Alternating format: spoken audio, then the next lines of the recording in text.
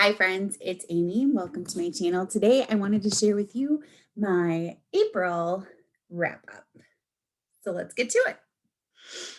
All right, so in the month of April, I found myself quarantined again, and so I was able to get a little bit more reading in than I maybe would have. So I finished 20 books in the month of April.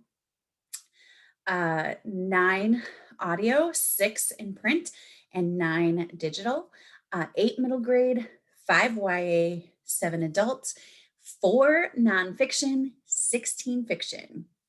I loved a lot of books that I read, and I can't wait to share them with you. So here we go. So the first book that I finished in the month of April was Greenglass House by Kate Milford. And I started this book because it was the Patreon pick for Krista at Books and Jam. I wasn't able to finish it in March by the time she had the discussion about it, but I am really glad that I decided to continue to read it. It's a wonderful book. We have Milo, whose parents own the Greenglass House, which is this beautiful, homey bed and breakfast type place. And he has adventures when suddenly there's a bunch of extra guests at the hotel that they usually don't have. It's their slow season, and he can't figure out why they're all there. And mysteries unfold and wonderful things happen. It's so good. I am very excited to venture into the rest of the series. The next book that I read is The Crowns of Croswald by D.E. Knight. This book is not only is it a beautiful cover, as you can see, but it's also just a really great fantasy of finding yourself and deciding what's worth fighting for in your life. It was a wonderful, wonderful book. Again, I am excited to continue the series. I don't know when I'll be able to, but I look forward to the time when I'll be able to do that. So thank you to NetGalley and the publisher for the copy of that. The next book that I finished was also an advanced reader copy, Stilettos, Bowties, and Dead Guys by Jennifer Fischetto. It is a Gianna Mancini mystery where Gianna is able to talk to dead guys, and it's a funny, cozy mystery. Gemma Halliday Publishing sent this to me so I could read and review it. And it was just so fun. Cozy mysteries are they're definitely my guilty pleasure. They're definitely something that makes me, that helps me relax and just helps me enjoy my reading life a lot. And I just loved this book as well. It definitely made me want to go back and read the first couple books in the series. And I was really excited to pick up the next book in the series that was sent by the publisher shortly thereafter. I'm very glad to continue with this series. And it was a lot of fun. Hello, Cruel Heart by Maureen Johnson was again another ARC from NetGalley. This book is the Cruella de Vil origin story I did not know that I needed. Cruella is actually a girl named Stella, and Stella loves fashion. And she is poor and living in the streets, and she wants to make something of herself. And she finds some friends that help her make something of herself by funding her fashion designs. And she learns a lot about what she wants to do with her life and how she can get out of the streets, and whether or not getting out of the streets is actually the best thing for her in the avenue that she chose to get out of it. It's a fun book.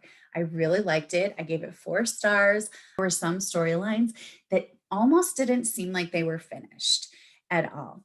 But I am very glad that I got to read this because the movie Cruella with Emma Stone is coming to Disney Plus at some point, and now I get to watch it knowing that I have read this book. So thank you again to Disney Press and NetGalley for that ARC. The next book that I read was a graphic novel, Turtle in Paradise. And Turtle is a young girl whose mother sends her down to Florida to live with her aunt. And she has a bunch of boy cousins that she's afraid are going to make her life miserable. She learns a lot about family and friendship, and she learns a lot about her past there as well. It is a beautiful graphic novel. The illustrations are gorgeous. I have the novel version by Jennifer L. Holm in my classroom. So when I saw that it was coming out as a graphic novel, I thought it would be really interesting to read that as well. And it was very good. The next book that I listened to was All the Devils Are Here by Louise Penny. I was a little bit disappointed in this addition to the Inspector Gamache series because we don't get to go to Three Pines. We are in Paris. And as much as I loved being in Paris, it was so hard to be separated from Clara and the rest of the Three Pines family. I did, however, love to see Inspector Gamache's family and meet some new characters. It was a really compelling mystery, and it had all the caliber of Louise Penny greatness that I always look forward to. Unfortunately, now I'm caught up and I have to wait for the new one to come out like everybody else. But I really enjoyed All the Devils Are Here by Louise Penny. Around April 12th, which is Beverly Cleary's birthday, I decided that I needed to read a Beverly Cleary book. The Mouse and the Motorcycle is a book that I remember reading when I was younger, but didn't remember a lot about it. And I really liked it. I listened to it. So it was really just a short little wisp of a book. If anybody has questions as to why Beverly Cleary was one of the defining children's authors, they were all answered in this book. And I just love that I was able to read a book in honor of her birthday in April. The next book that I finished was The Unadoptables by Hana Tooke. And this book, I wasn't really sure how I felt about this book at first. I went back and forth about what I was going to give it. I think I landed on 3.5 stars.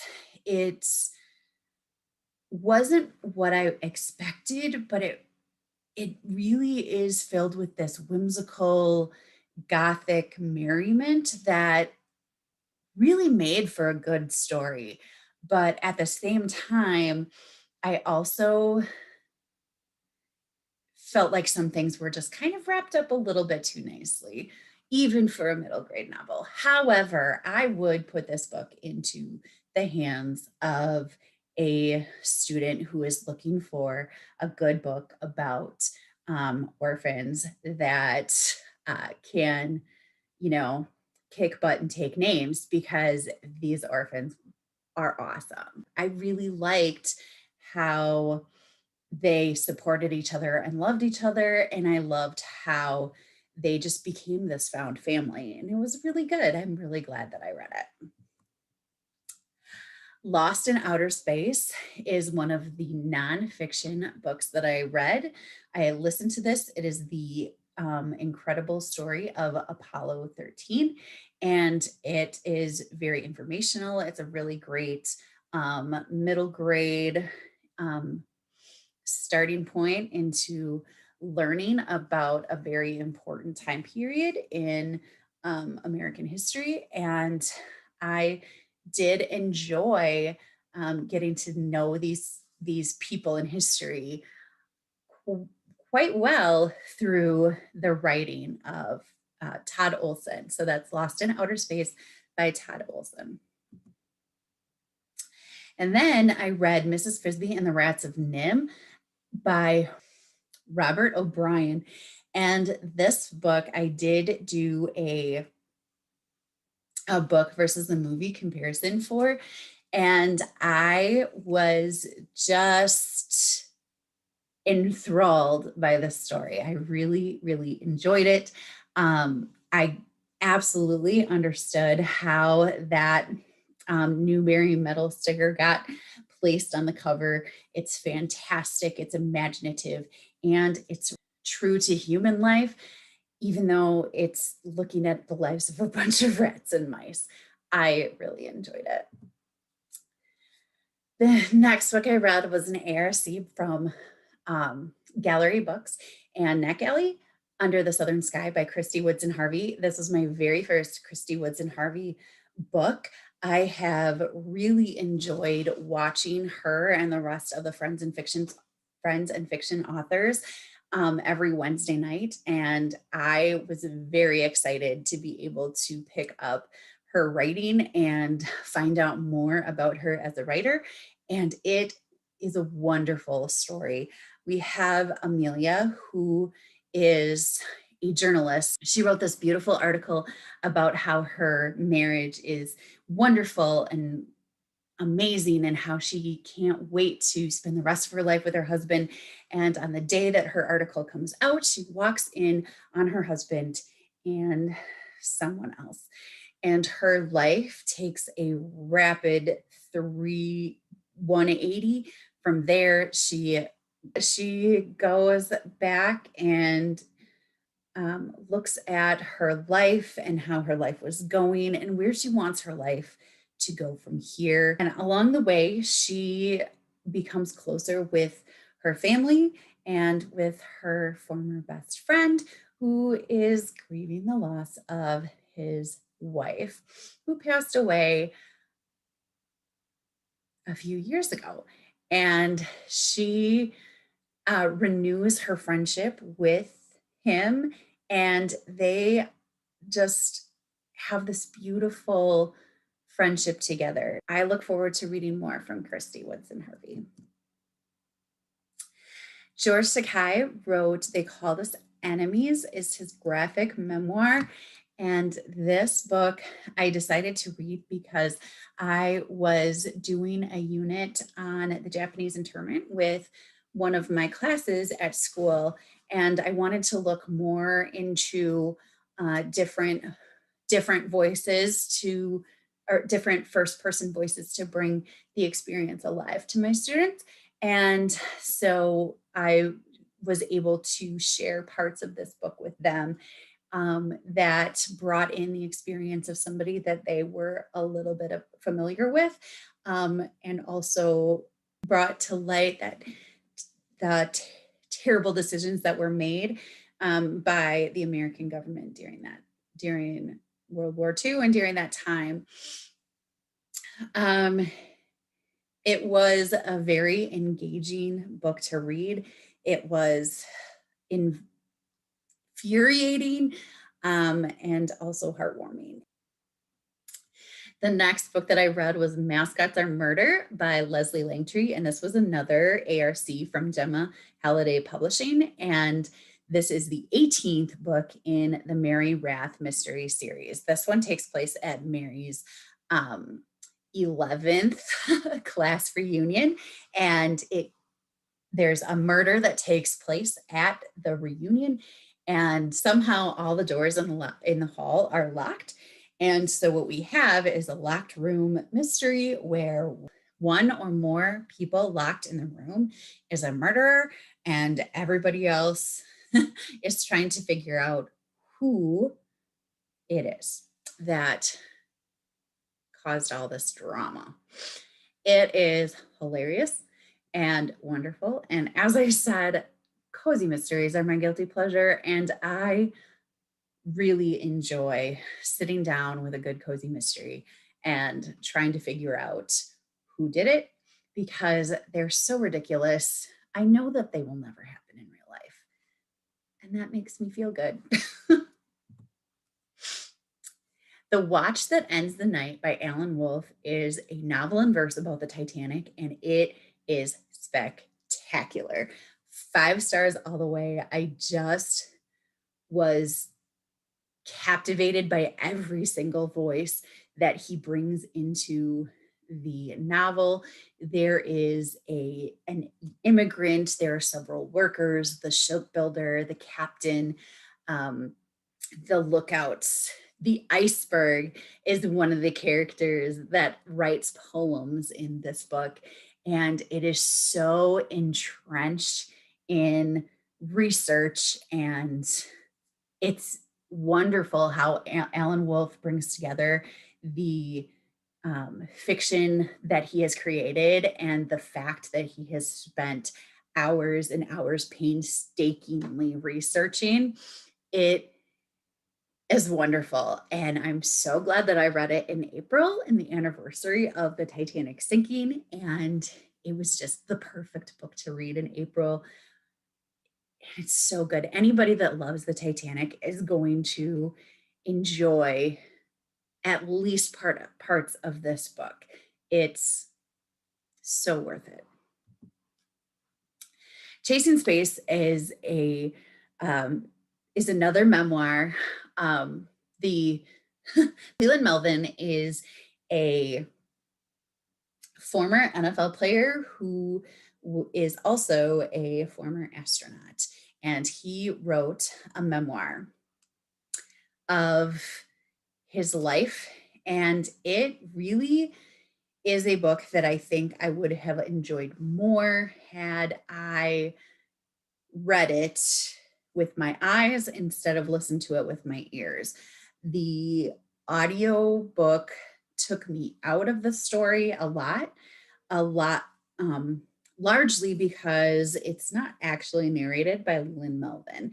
And so the stories that the person that was telling the story, I had to keep on reminding myself that this person was not actually the person that all these things happened to. And it just brought me out of the narrative. And I think that I would have enjoyed it more if I had just been reading the words with my eyes. It was actually, his story is very fascinating and absolutely wonderful. He's absolutely a wonderful role model for any child going into STEM or thinking about going into STEM. I read the adult version, but there is a young adult version available that I actually do have in my classroom.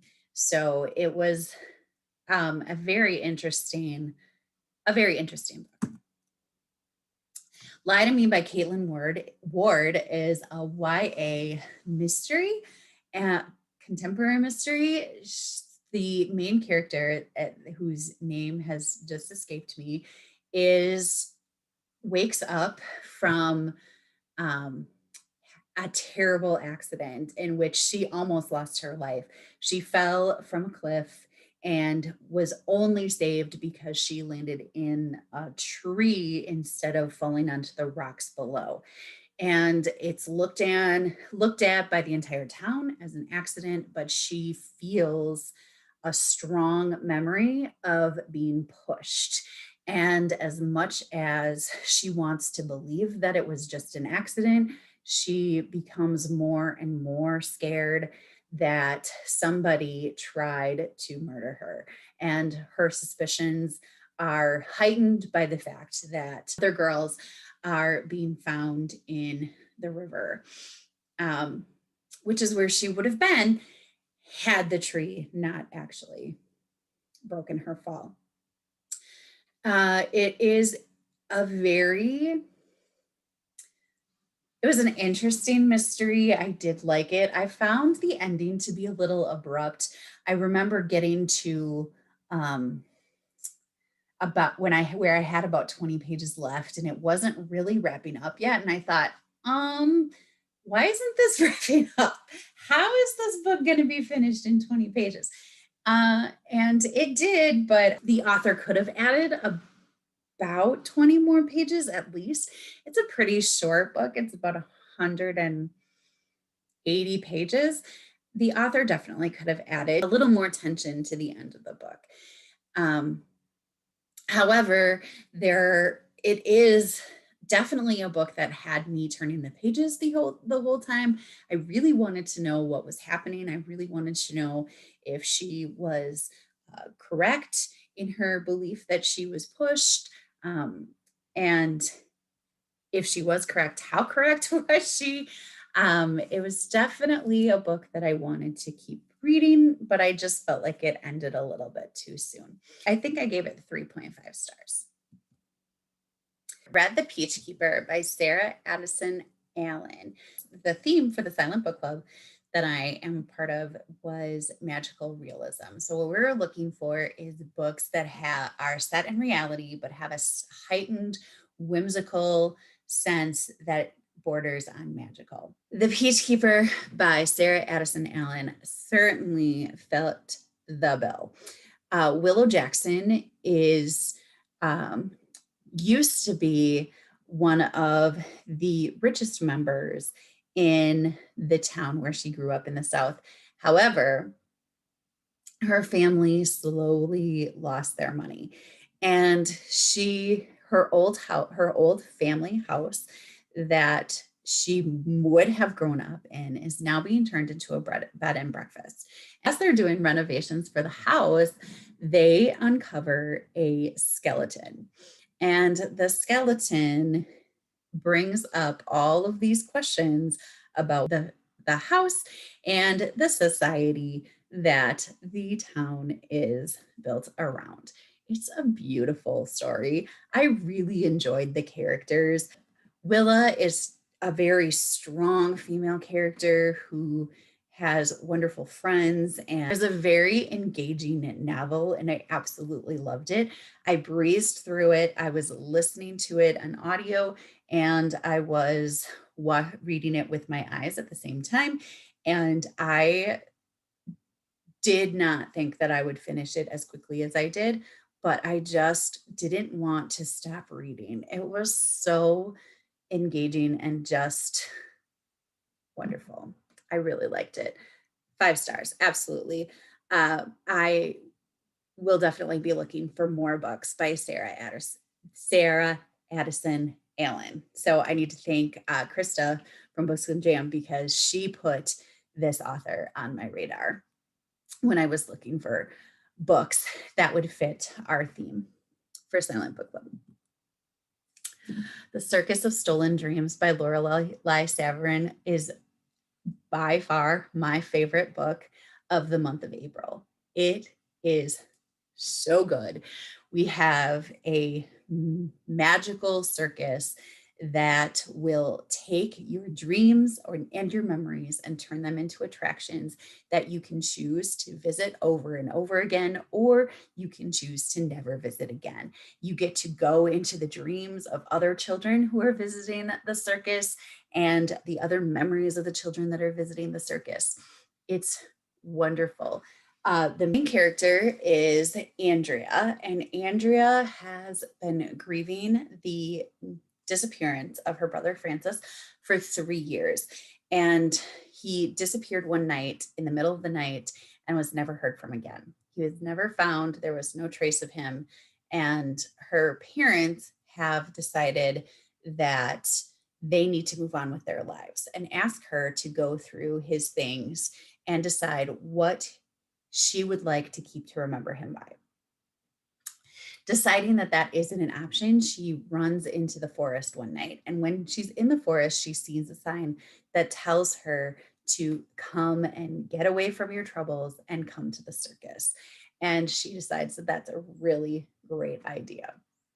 I also created a video around this book, and I will link it in the comments or find some way to link it here. I don't actually know how to do that, but I would love for you to go and look and watch that video and see more about why the Circus of Stolen Dreams is just fabulous. 5 stars, 10 stars, all the stars. I just love this book, and I can't wait to read more from Lorelei Saverin. I listened to Don't Overthink It by Anne Bogle, and I was just looking for a book to read, and it just happened to be available. And I really enjoyed Anne Bogle's other books. I love her podcast, listening to her podcast and getting book recommendations there. And she has a lot of really great things to say about how people have a tendency to overthink what is happening in their life and how people can overcome that tendency. It was a pretty engaging book. I really liked it. 3.5 stars, really good.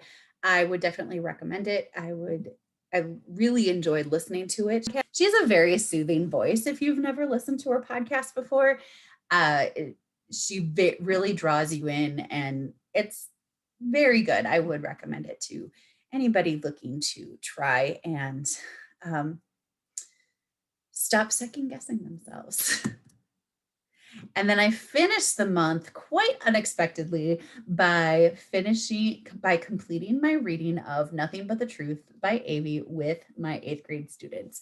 This was such a treat for me because I read Nothing But the Truth with my classmates when I was in 8th grade. The format of this book is almost like a play. So you have the character that's speaking, and then you have the words that they say, like a script. There's very little description, and so it's open for a lot of interpretation, which makes for great discussion.